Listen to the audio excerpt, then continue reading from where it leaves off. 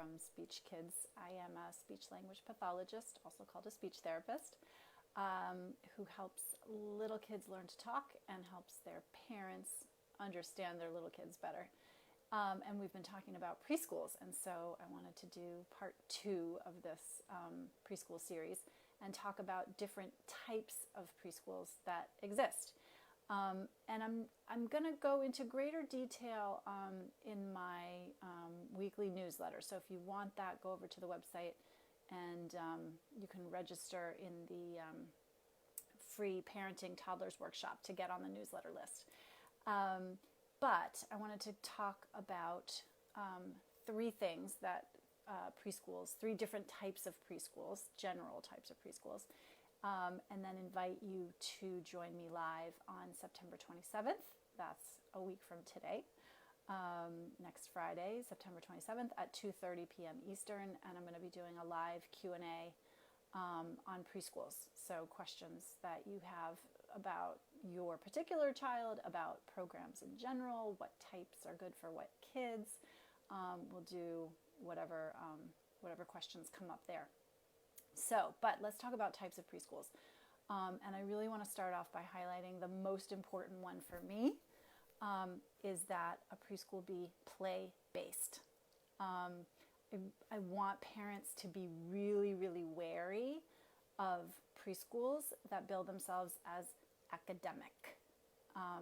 Because the way that kids learn in preschool before they're 5, really before they're 6 or 7, and we can go into a whole conversation about how kindergarten is the new first grade, or just sort of how that academic creep is coming down. But you really want your child's preschool to be a play-based environment. It is so important because why? We talk a lot about play here, and lots of people are talking about play these days, which is a good thing. Because you have to have meaningful, fun experiences with the world in order for it to start to make sense. And that's really what our kids are doing, right? They're trying to make sense of the world. And the neurological research, the fMRI studies that are being done, and all of the brain research that's coming out really is strong on the importance and the power neurologically of play. When kids play, they are learning. There is deep, deep learning going on in a way that is not happening, particularly at that age, so 5 and under. Kids are not learning when they're doing worksheets or when they're sitting. Kids who are under 5 do not learn best when they are sitting down trying to be still. And so any preschool that's billing itself as academic and sort of doing lots of table time or like writing activities that we think of as traditionally academic, it's not benefiting a preschooler. A preschooler needs to be moving around, playing, exploring, imagining, I almost said imaginating, imagining different scenarios, and then also being in relationship with other kids, right? Because that's where we're learning what?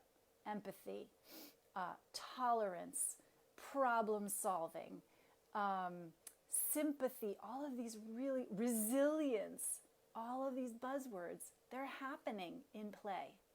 Your child is learning much more from being in play than from sitting at a desk or sitting in circle time for 30 minutes and getting fed like information. So here's my takeaway for that. Be very careful. If a preschool bills itself as building academic readiness, you want to find out exactly how they're doing that. How are they building academic readiness? Because here's the thing. Your 3-year-old will learn more about math by counting how many napkins go on the table at snack time, and that 6 napkins go over here and 4 napkins go over there, and 4 is less than 6 because the table is smaller, for example. They will learn more about math doing that than counting, even that they will do counting like little manipulatives, but especially like counting pictures on a piece of paper. Okay, so in many ways, setting the table for snack time for a 3-year-old is way more academic readiness than looking at a worksheet that has groups of objects on it. And so academic readiness, no. Play-based, yes. The other thing that preschools sometimes bill themselves as, you might see, is that they are language immersion based or bilingual. And so this is a really interesting twist on preschool education, which is to add this language component in. And we all know from fMRI studies and all kinds of other things, number one, it's a huge benefit to be bilingual. Number two, kids learn language really easily when they're exposed to it. But here's the caveat. Bilingual education, number one, is not right for all kids. And so you just have to see if your child is someone for whom that's going to be a good option or not. And being bilingual does not make a program good. There are plenty of bad bilingual preschools. Not the majority, but just because a program bills itself as bilingual does not mean that it is a quality program, and it doesn't mean that it's the right fit for your child.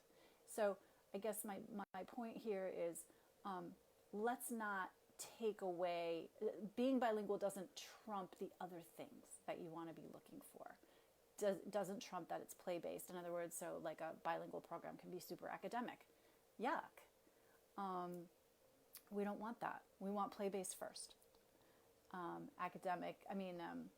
Bilingual is maybe a nice add-on, and maybe it's a fabulous program, but those are independent variables. So that's number two. So takeaway number one, play-based. Takeaway number two, if it's bilingual, make sure it's the right fit for your child and that it's a quality program. The third and fourth things that come up, sometimes a preschool builds itself as a co-op, which means you're putting in time at the school. This is something you should be aware of, because if you've got a kiddo who has a really hard time with you being at school and really needs you to be away, so you send your kid to school so that they are away from you, then co-oping is not going to be a good thing for your child, and you got to know that. It can sometimes be fabulous for parents. It can sometimes be really hard.